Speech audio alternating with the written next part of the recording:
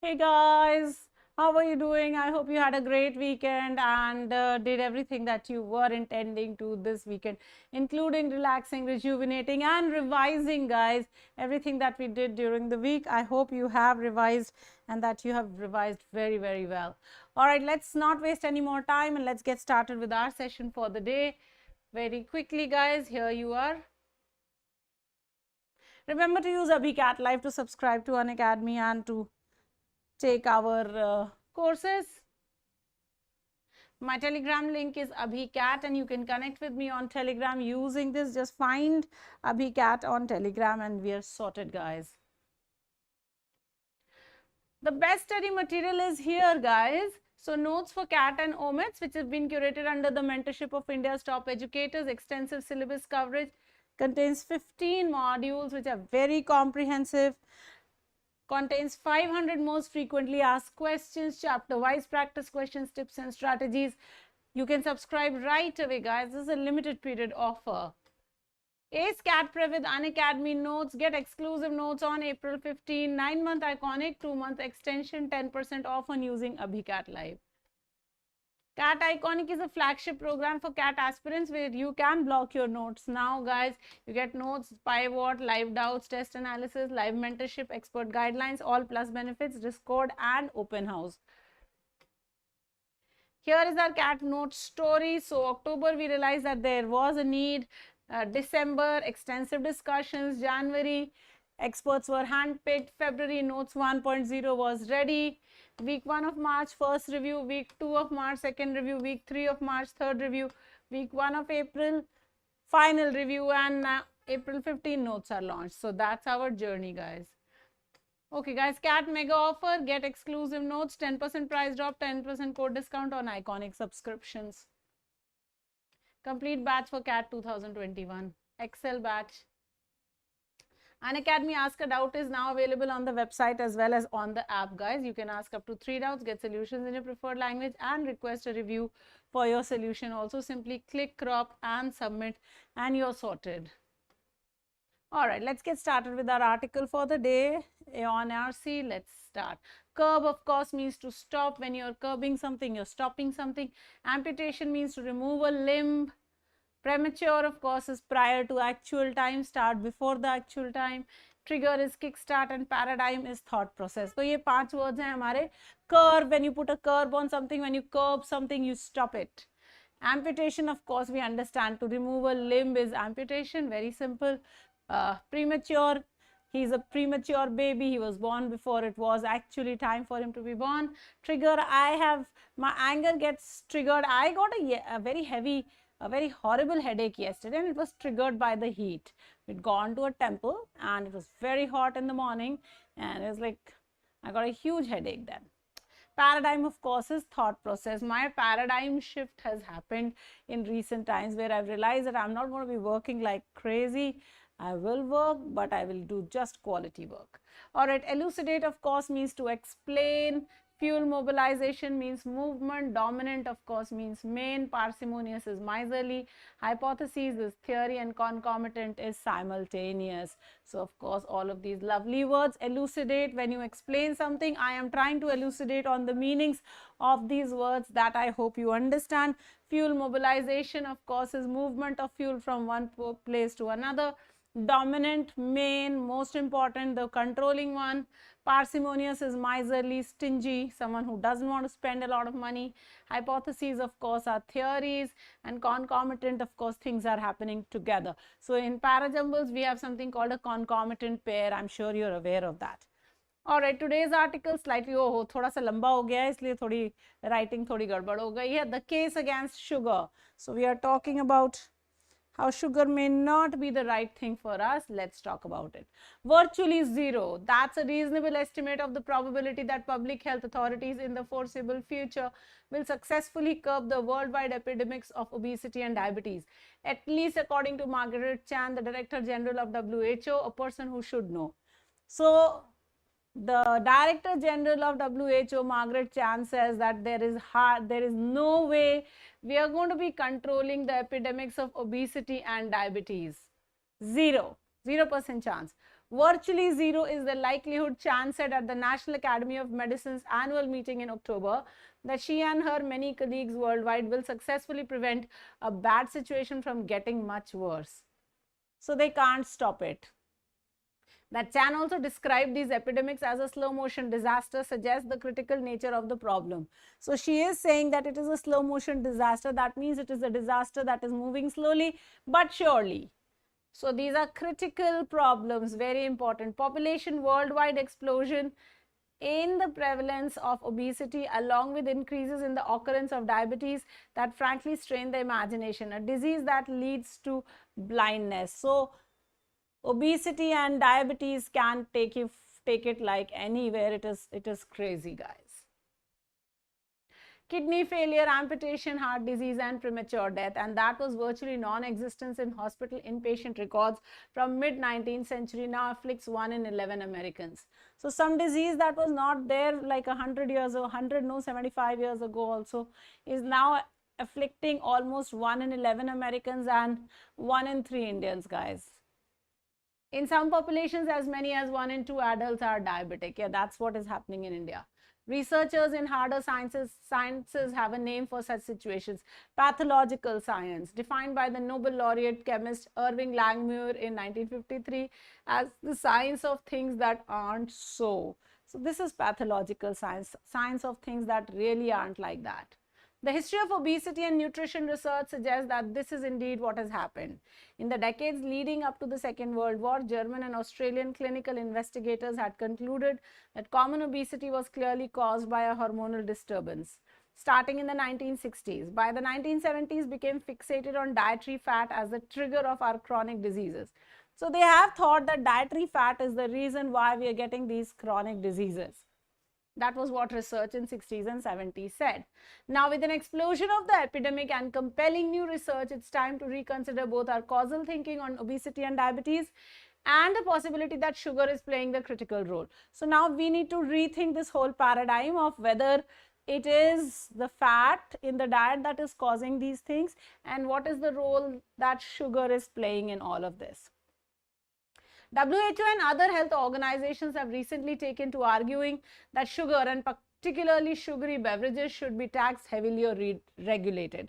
So what they're saying is now let us control sugary beverages, let us control sugar, let us put a higher amount of tax on these things. But they do not do so because they say sugar causes disease, using the same definition of causality that we use when we say cigarettes cause lung cancer, but rather because of from their perspective, sugar represents empty calories that we eat in excess. So they're not saying that sugar is causing disease just the way cigarettes cause some disease, but they're just saying that sugar contains empty calories and that is why you should not have more sugar or you should not have a lot of sugar. By this thinking, we still get fatter because we eat too much or exercise too little. So if we just try doing this thought process, then we'll still get fat because we'll not be exercising and we will be eating too much. Maybe not sugar, but we will be eating other things. So just eating a lot is a problem. Thinking of obesity as an energy balance disorder is as meaningless as calling poverty a money balance problem. So if you think of obesity as an energy balance disorder, is just as ridiculous or meaningless as if you call poverty a money balance problem. No, it is not a balance of money problem. Similarly, obesity is not a balance of food or energy problem. No, that's not how it is. Understanding how this happened requires we attend to history. So we need to understand the historical context also. The modern era of nutrition science dates to the late 1860s when German researchers pioneered the use of room-sized devices called calorimeters. This allowed them to measure the energy expended by human or animal subjects under different conditions of diet and activity. Today, when nutritionists say that sugar consists of empty calories, they are defining it in the terms of this century-old research and the tools available to researchers of that era. So you have to understand that this concept that sugar is empty calories was brought about so many years ago, and we are still trying to measure ourselves on those criteria. In the post-war era of nutrition and obesity research, Newberg's energy balance conception was fixed as the obesity paradigm, not because it answered any meaningful questions about obesity and how So they made Newberg's energy balance conception fixed as the obesity paradigm, that this will define what obesity is. Not because it was answering any meaningful questions, but because it was a US conception at a time when young American physicians, many with little scientific training, came to dominate the field. Now, because the American scientists, American doctors were the leading authority and whatever they said went. So, because they said, hey, this is how it is, that became Newberg's theory, became the idea of how obesity is to be defined. Not until the 1960s, though, would researchers elucidate the basic mechanisms of fat accumulation. So, till 1960, nobody did identify what was this mechanism of fat accumulation. To do so required invention of a technology that allowed researchers to accurately measure the level of hormones circulating in the bloodstream. So, you needed to measure the level of hormones. When Yalow was awarded the Nobel Prize for the work in 1977, by then Burson was not alive to share it. The Nobel Foundation had described it aptly as bringing about a revolution in biological and medical research. So Yalow was given the Nobel Prize for measuring the level of hormones circulating in the blood. Now that was a revolution. As it turns out, virtually all hormones work to mobilize fatty acids from fat cells so that they can then be used for fuel. So all hormones mobilize or use fatty acids from the fat cell, so then they can be used for fuel. So then they use it for fuel. The one dominant exception to this fuel mobilization signaling is insulin. So insulin is not being used this way, which partitions how we use the fuels we consume. So insulin just partitions all the fuel. This one you will use this way, this one you will use this way.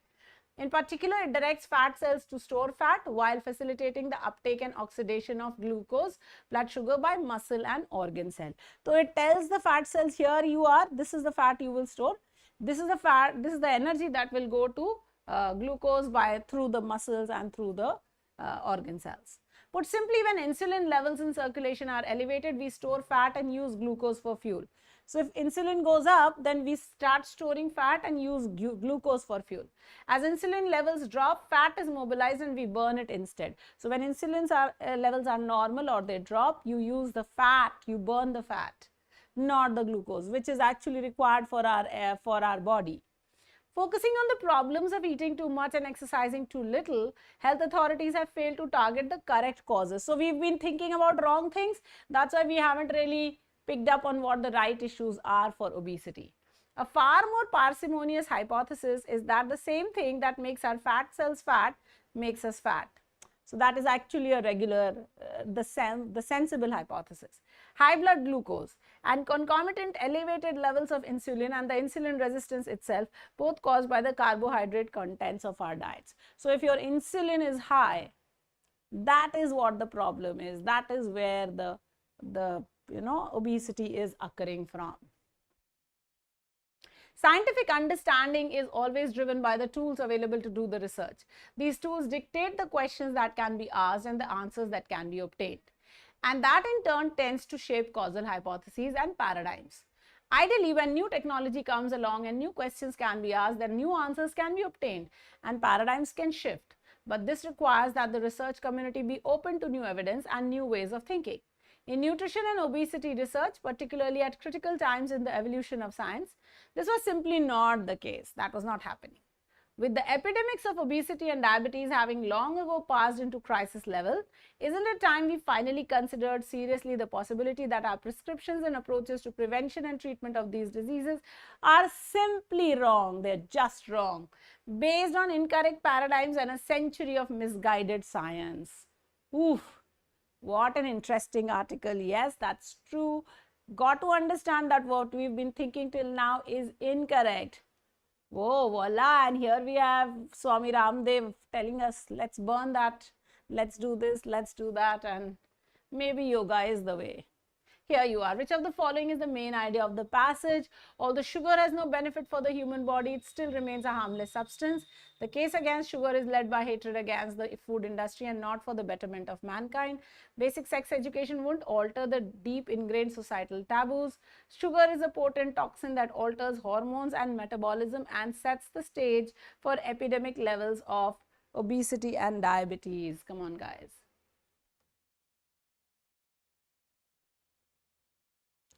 Good morning, you guys. Good morning, Aman, Archit, Shubham, Yogesh, Amrita, Yusuf, Gaurav, Krishna, Anjali, Yash, Rohit, Sharanya. Yes, yes, Krishna. I know Maset pattern is different, but reading comprehension more or less remains the same. Harsh Tyagi, the plus notes you will get in the plus classes. Not here. This is YouTube. Here there are no notes. Yusuf, if you write the Hindu editorial summary and solving RC will be helpful, but this is an altogether different game. So please keep playing it. Remember last year CAT gave an AEON RC as part of its reading comprehension. Shiv, there are some sessions for free on para summaries. You can look it up under my ID on Unacademy.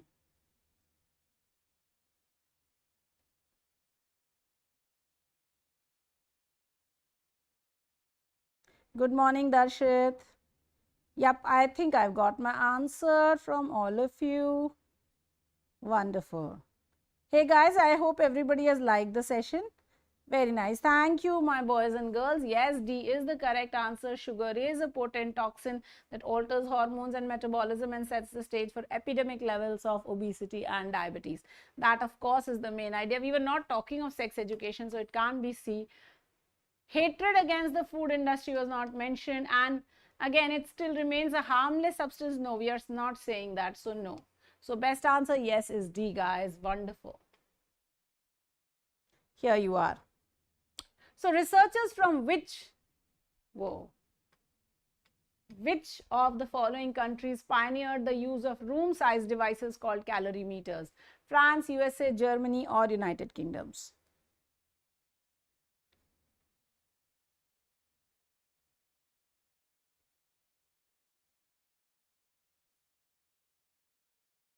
Shiv, why don't you join my special class every day at noon? I do one special class every day at noon, 12 baje, where I do discuss different topics. And today, of course, there's a GK quiz, but very soon I'll be taking up different CAT-based topics.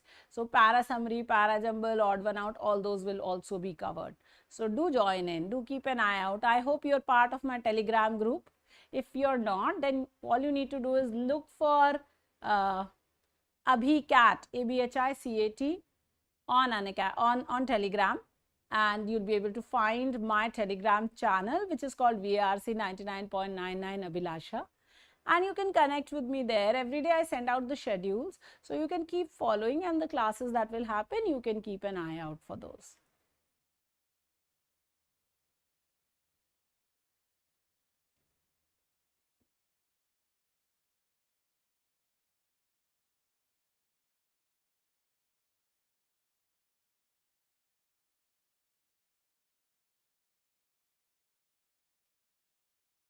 So who created these calorimeters? Not French, not the Americans, and not the British. It was the Germans who created these room size devices called calorimeters, and that's the theory that we are still sticking to. All right, here's your third question. Each of the following is inferred to be true except, so which of these cannot be inferred to be true? There are many theories currently showcasing the breakdown and how sugar affects the human body. Epidemics of obesity and diabetes can easily be contained as per the WHO. Research community ought to be open to new evidence and new ways of thinking. And epidemics of obesity and diabetes are almost impossible to contain as per the WHO. Yes, Shiv, it is on the app.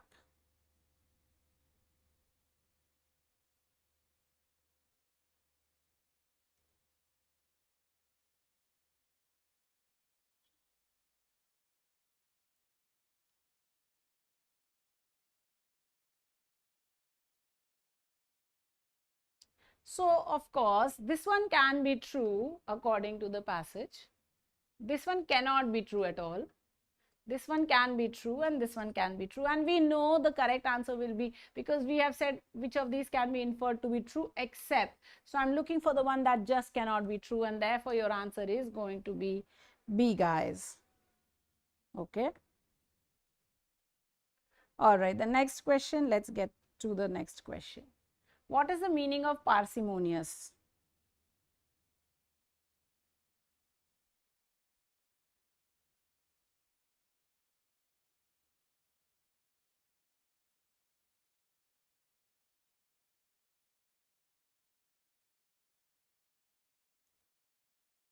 What is the meaning of parsimonious? Very quickly, guys. Parsimonious is stingy. So it cannot be extravagant, it cannot be morality, it cannot be alacrity. The nearest word here is penurious. Though penurious means poor, so that's the nearest one. We don't really have anything close to this. So let's go with penurious. Ideally, parsimonious means miserly. Okay, penurious is someone who's poor and therefore miserly. So stingy, yes. That's why. All right, what is the meaning of the idiom, the last straw? Is it the last warning? Is it the final setback? Is it the virtual hate crime? Is it scarcity of food?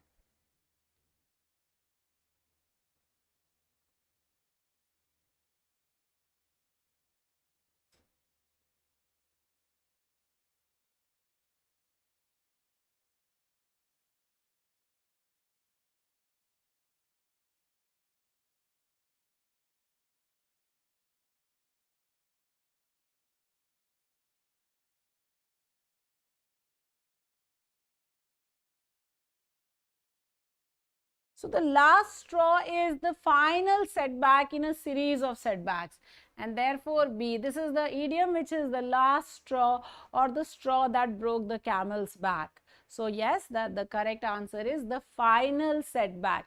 This is the final problem in a series of problems that we are facing. Okay. So yes, final setback.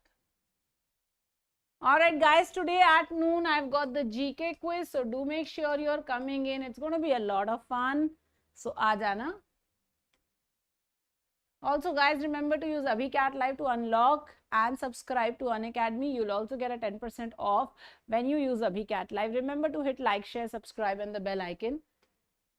And like I said, whether it is CAT, CLAT, JEE, NEET, anything, the referral code just remains to be AbhiCat Live for you to get your 10% off. Guys, thank you so much for joining in.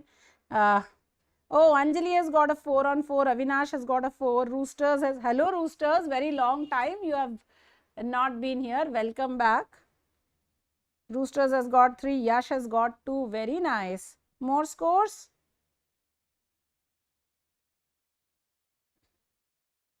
Ajay has got 3. Shubham has got 4. Wonderful. Very nice. Very good scores, you guys. Thank you so much for joining in. I will see you tomorrow morning, same time, bright and shiny. आज मिलते हैं 12 बजे, 5 बजे और 8:30 बजे. Adios, everybody.